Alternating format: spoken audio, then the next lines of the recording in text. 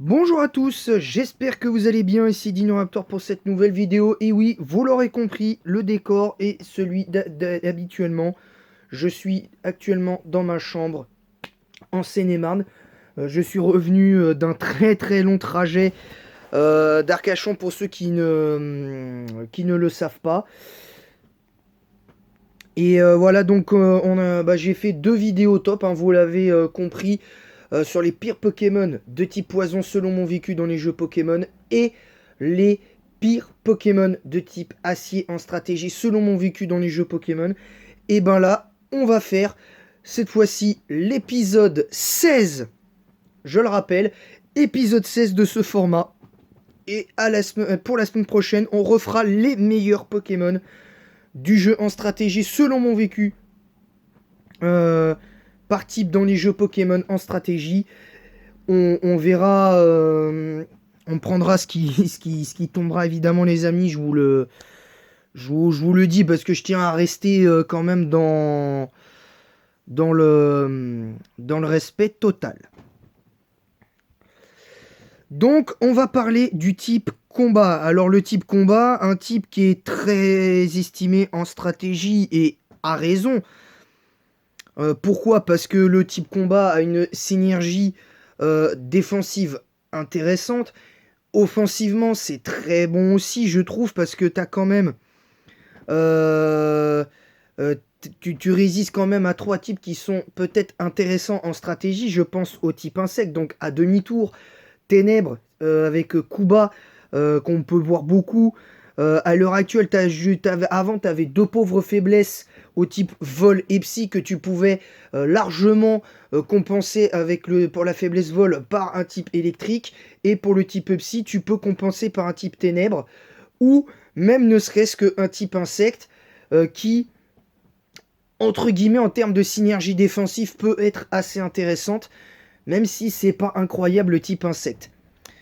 Donc, quand même, les trois faiblesses du type combat à l'heure actuelle, fait, vol, psy, est quand même assez intéressante. Pourquoi? Parce que on a quand même, pour le type combat, le coverage le plus répandu, entre guillemets, en général, pour un Pokémon de type combat, c'est les attaques poison ou éventuellement une attaque de type acier, ou par exemple le type acier qui se combat très bien défensivement avec le type combat, ben, permet d'avoir malgré tout ce coverage face au type de type fée, ben, qui permet pour certains types combat, genre Macogneur ou d'autres qui peuvent aller chercher qui peuvent aller chercher ce petit truc. On va maintenant passer tout de suite à la première génération. Alors la première génération, c'était un peu compliqué. Alors offensivement et défensivement, ça semblait sur le papier très bon. Seulement, il y avait pas énormément de types combat qui étaient efficaces parce que tu avais juste Kikli ou Taignon. Et encore Kikli s'en sortait peut-être mieux que les autres euh, avec Colossinge. Kikli Colossinge pour moi s'en sortent à mon sens mieux sur le plan offensif, Colossinge et tout ça. Tandis que on a des Pokémon par exemple comme Tartare qui n'ont pas vraiment brillé. Et c'est justement de lui qu'on va parler, c'est de Tartare, parce que Tartare, le problème, c'est que c'est pas tant le move pool, c'est les statistiques. Et pourquoi? Parce que justement, au niveau des statistiques, on est dans un registre où on se dit tiens, voilà, on se dit tiens, voilà, il y a ci, il y a ça qui va arriver. Et malheureusement, Tartare n'a jamais vraiment brillé, que ce soit en tant que type eau ou en tant que type combat, parce que malheureusement, le vrai problème de ce Pokémon, c'est les statistiques. Circuler, clairement, il n'y a rien à voir sur ce Pokémon, parce que malheureusement, il n'a pas le niveau qu'on est censé avoir à ce niveau-là. Ensuite, c'est en deuxième génération que le type combat commence à prendre un petit peu plus d'importance, parce qu'il il est maintenant efficace sur le type ténèbres et le type acier, alors qu'avant on avait juste une efficacité sur le type normal et le type roche, mais qui était neutre sur pas mal de types, mais qui malheureusement, voilà, encore aujourd'hui a beaucoup de problèmes contre des Pokémon de ce type-là. Un vol et psy quand même, on le sait, c'est plus, à mon sens, plus gênant qu'une faiblesse de type fée à l'heure actuelle, selon moi. Et le Pokémon, le pire Pokémon de combat de la deuxième génération, pour moi, c'est Capoeira. Parce que Capoeira, de manière générale, je vais pas grand chose à dire sur ses statistiques parce que ce sont des statistiques qui sont très intéressantes. Et quand tu sais qu'en troisième génération, bah, il y a eu les talents, il a eu l'intimidation, et que ben avec le bulk très intéressant qu'il a, ben ça lui permet d'aller chercher des tanks sur des Pokémon physiques très intéressants. Alors le problème, c'est que malgré tout, il a quand même du mal face à des Pokémon qui ne peut pas forcément intimider plus d'une seule fois, plus de 2 ou 3 fois par match. Allez, à partir de la troisième génération, mais tu sais que quand même le Pokémon, il a un potentiel, je le trouve assez stylé, mais en 2G, Capoeira, excusez-moi, j'ai un chat dans la gorge. Pour moi, c'est pas le meilleur Pokémon de type combat. Alors, même si techniquement, en termes de type combat, j'aurais pu mettre Colossinge ou, ou Taignon, voire, voire peut-être remettre Tartare, mais ça aurait été trop facile. Bah en fait, notre ami Capoeira, c'est plus pour la déception parce que je l'ai joué une fois en deuxième génération. Et quand j'ai voulu m'essayer j'ai voulu m'essayer au Nuzlocke avant d'en faire avant de faire des let's play en Nuzlocke de ces jeux-là.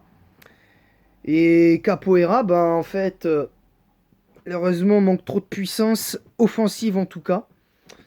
Parce que pour un Pokémon qui a intimidation, je trouve que 105 en attaque aurait été plus approprié.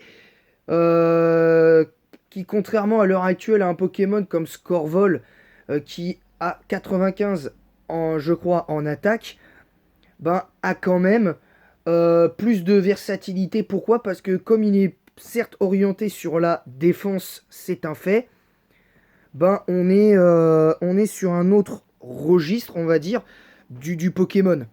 Mais voilà, mais sinon, Capoeira en deuxième génération, c'est pas terrible. Troisième génération, alors je vais peut-être en décevoir certains, mais pour moi c'est Brazegali. Pourquoi Brazegali? Parce que je trouve que c'est pour moi le pire starter de la troisième génération. Parce que j'ai pu refaire une aventure avec Junko en troisième génération sur un émulateur de Pokémon Emerald sur mon téléphone. Et finalement, je trouve que Junko est meilleur. Junko est meilleur. Pour plusieurs raisons. Parce que j'estime que le Pokémon, déjà, a moins de mal sur les premières arènes qu'on le croit. Notamment face à l'arène de type feu. Déjà parce que tu peux très bien le jouer avec ton broche et avoir un coverage le temps de faire l'arène de type feu. En plus, il a un avantage plus que certain sur par exemple sur les Pokémon de la team Magma et de la team Aqua. Chose que n'a pas cet avantage-là, cet avantage que n'a pas Brazegali, parce que contre les sbires de la team Aqua et de manière générale la team Aqua, Brazegali pour moi n'est clairement pas à la hauteur des attentes. J'aurais pu mettre un autre Pokémon de type combat comme par exemple Chapignon ou d'autres, mais Brazegali c'est circulé, il n'y a rien à voir en troisième génération parce que ce Pokémon me déçoit en fait dans tous les sens du terme. Sur les 8 arènes, il n'a littéralement l'avantage que sur une. hein, on va pas se mentir, il a littéralement l'avantage que sur une arène, enfin sur deux arènes en fait, l'arène roche et l'arène de type normal, parce que l'arène de type électrique, faut pas me la mettre à l'envers. L'arène de type électrique, il la gagne parce que déjà, premièrement, il y a un magnéti. Bon, allez, on va dire qu'il y a trois arènes sur lesquelles il a l'avantage, c'est-à-dire l'arène électrique, l'arène roche et l'arène normale. Et quand sur 8 arènes, t'as que 3 arènes où tu peux te permettre de briller, c'est assez dommage parce que à l'arène combat, et que même si t'as Galifeu, ben, c'est pas un Pokémon qui peut faire le taf parce que t'as d'autres Pokémon qui peuvent faire le taf face aux Pokémon de Bastien à l'arène de Miokara. Et voilà. Bon, après, comme je vous le dis depuis le début, que j'ai enclenché ces nouveaux formats et de ce que je vous dis sur mes nombreuses vidéos, ben, très clairement, j'ai un avis sur ça et j'ai le droit de penser à ça. Alors, à la décharge quand même de Brazegali, faut lui reconnaître quand même un truc, c'est que si t'as besoin d'un vrai Pokémon de type feu, malgré tout, en tant que type feu, Brazegali est quand même bien meilleur que certains. Parce que du coup, par exemple, pour une aventure où tu prends pas Brazegali, où tu peux éventuellement faire un échange pour avoir un Pokémon de cet acabit, ben tu peux tenter Brazegali. Et d'ailleurs, je trouve que même en 6ème génération, par rapport même au cas de Turbo et au fait qu'il ait une méga évolution, pour moi, ce n'est pas le meilleur starter de la 6ème, entre guillemets, des remakes de la 3ème génération. Pour moi, c'est Mégalagron. Mais ça, c'est un autre débat, hein. C'est vraiment un autre débat, mais vous l'aurez compris. La 4ème génération, pour moi, le pire Pokémon de type combat, c'est...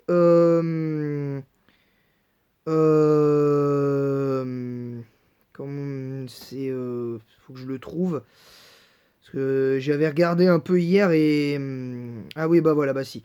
Bah c'est Taignon. Bah j'en parlais tout à l'heure en plus, tu vois. Bah, pour moi, c'est Taignon à cause d'une seule chose, la vitesse. Déjà, faut m'expliquer pourquoi il est si lent. Parce que c'est censé être un boxeur. C'est un Pokémon boxeur. Et le Pokémon, en plus, les boxeurs, en général, ils doivent être...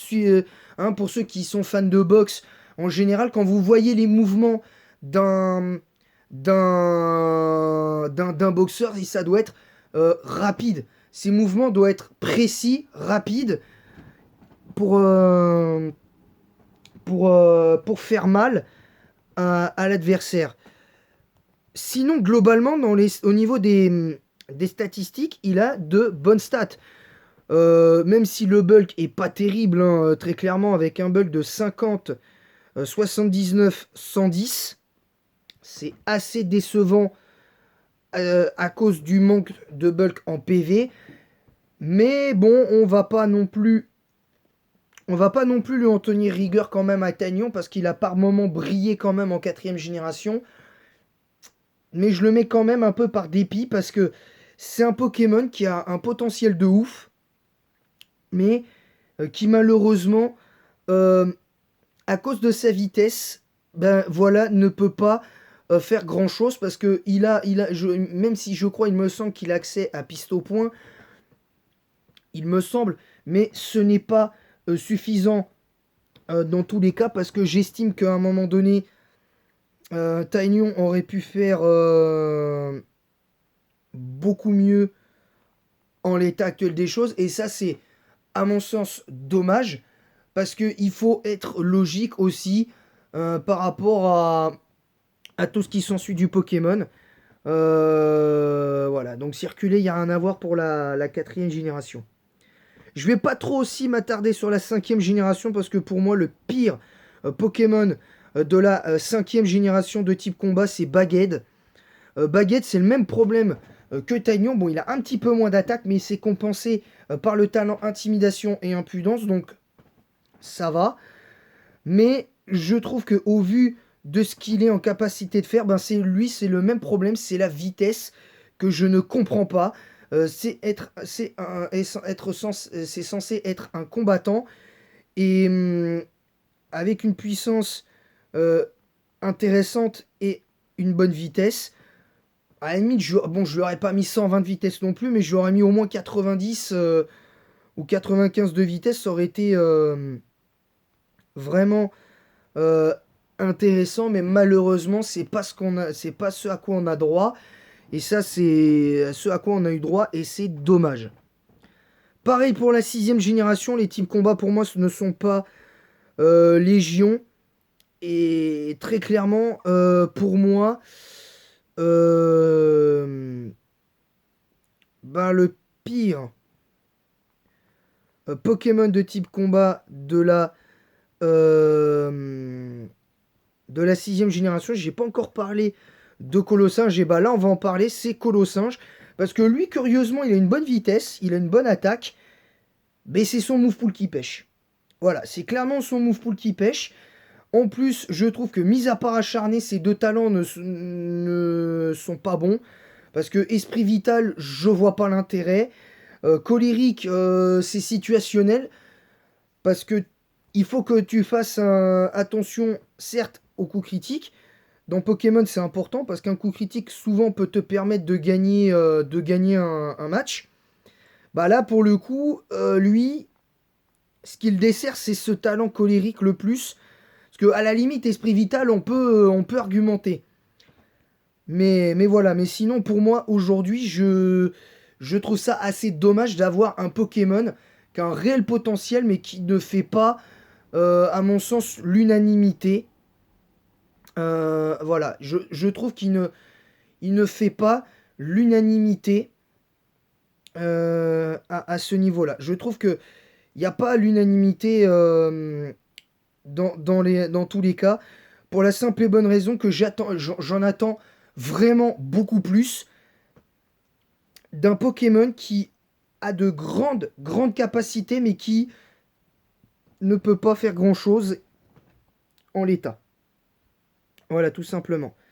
Septième génération, on va en parler. Et là, pour moi, j'aurais pu mettre Beto Chef, mais en fait, je vais mettre un Pokémon en particulier qui, moi, m'a beaucoup déçu. Euh, et ce Pokémon, c'est Crabominable. Alors, Crabominable,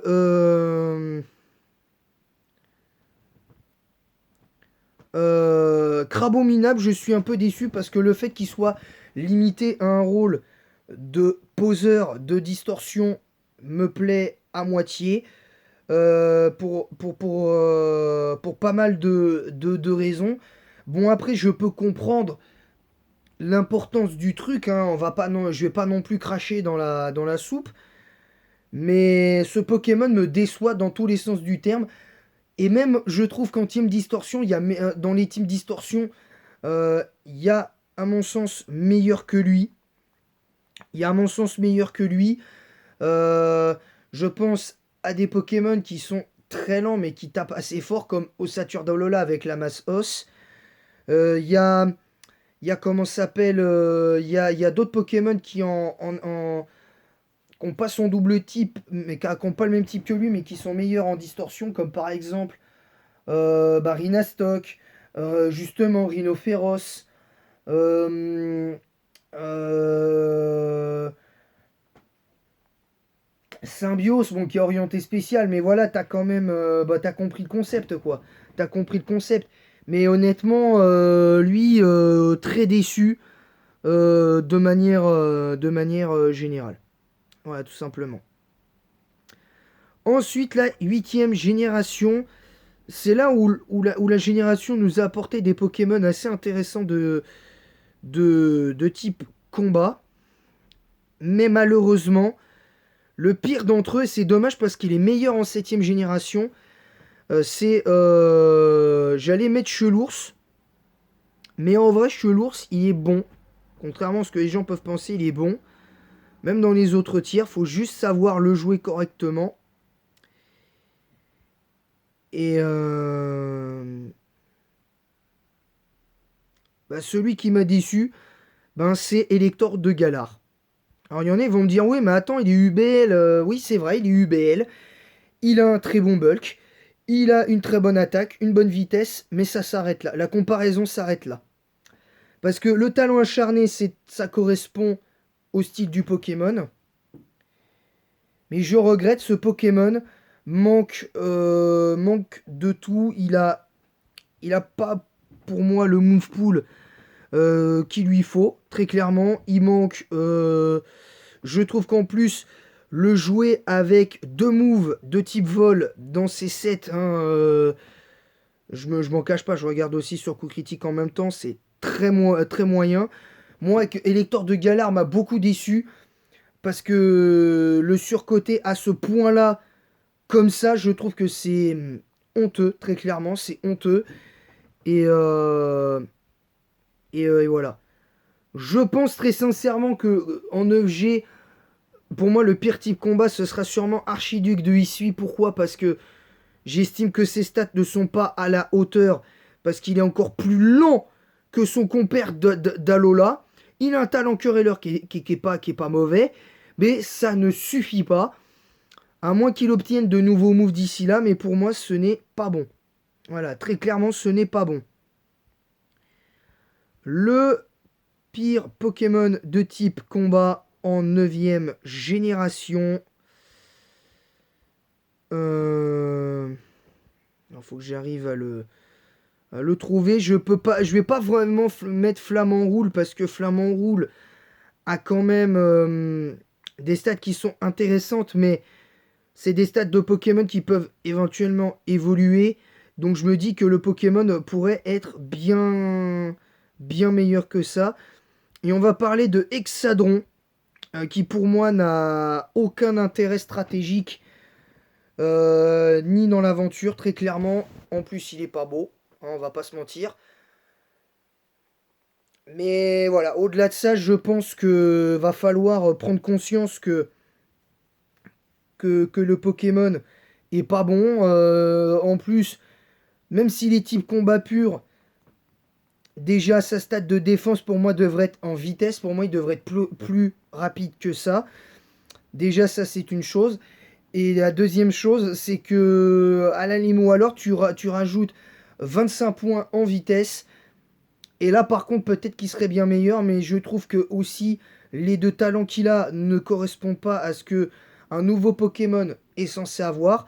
Quand tu fais de nouveaux jeux, faudrait essayer, pour une fois, faudrait que Game Freak invente de nouveaux talents aux nouveaux Pokémon de la région en question, parce que j'estime qu'à un moment donné, on est en droit de penser, de le penser. Voilà, j'estime qu'on est en droit de le penser, et que ça plaise ou pas à certaines personnes, que ce soit dans l'espace commentaire et tout, vous aurez le droit de pas être d'accord, mais moi je dis ce que je pense. Pour moi, on est en droit d'attendre mieux des nouvelles générations en termes de Pokémon et de talent, parce que il y a très peu de Pokémon avec de nouveaux talents, surtout en 9ème génération. C'est très criant, parce que tu as Ampibidou avec son talent qui, je crois, a l'air de poser le terrain électrique et lui permet de prendre, de gagner des dégâts supplémentaires. Enfin, il me semble. En tout cas, c'est ce que je crois comprendre. Maintenant, je trouve ça assez dommage, parce que maintenant que ce top des pires Pokémon de combat en stratégie, selon mon vécu dans les jeux Pokémon, est terminé, bah, je m'attends à ce que vous soyez pas d'accord, ou que vous mettiez un pouce rouge ou un pouce vers le bas ou quoi que ce soit. Mais à la limite, c'est pas mon problème, parce que de toute façon, je dis ce que je pense, et que ça plaise ou pas, ce n'est pas mon problème. Euh, voilà, vous avez vos avis, j'ai le mien, et que ça plaise ou pas, ce n'est pas mon, mon problème, à ce niveau-là, très clairement. Voilà. Sur ce, je vais vous laisser. Merci à tous d'avoir suivi cette vidéo. Donc, je vous retrouverai Demain, pour les Pokémon de type dragon, pour les pires Pokémon dragon. Et très honnêtement, spoiler alerte, il n'y aura pas de mystère parce qu'en première génération, il n'y a qu'un seul type dragon et c'est Dracolos. Malheureusement, parce que on peut pas dire le contraire et malheureusement, on peut pas vraiment. Le pire, c'est qu'on est obligé à la fois de le désigner comme bon, très bon en tant que type dragon, mais en même temps comme le pire type dragon du jeu en fait. Et ça, c'est assez aberrant. Parce que du coup, parce que le type dragon, il est pas bien représenté en première génération, hein, je vous le dis. T'as juste Mini Draco, Dracolos et Draco. Donc à la limite, on pourrait désigner Draco. Peut-être, on peut à la limite désigner Draco, mais voilà, mais sinon dans les faits, c'est pas incroyable quoi. C'est vraiment pas incroyable. Et ça, c'est dommage parce que tu t'attends à bien plus dans les faits. Pour moi, tu t'attends à bien plus que ça. Et, euh, et voilà, je suis assez déçu à ce niveau-là parce que très clairement, on attend bien plus. Euh, voilà, très clairement, euh, je m'attends quand même à bien mieux que ça quand même. Je m'attends à bien mieux que ça. Et voilà. Sur ce, je vous laisse. Merci à tous. Je vous souhaite, pour ceux qui mangent à l'heure actuelle, bon appétit. Pour ceux qui ne sont pas encore en vacances, je vous souhaite une bonne journée de cours, une bonne journée de travail pour ceux qui travaillent. Bonne journée. Merci de votre présence et votre soutien. N'hésitez pas à me dire ce que vous pensez de tous les tops que j'ai fait en commentaire. Et en attendant, je vous dis à très vite. Et vive Pokémon, les amis.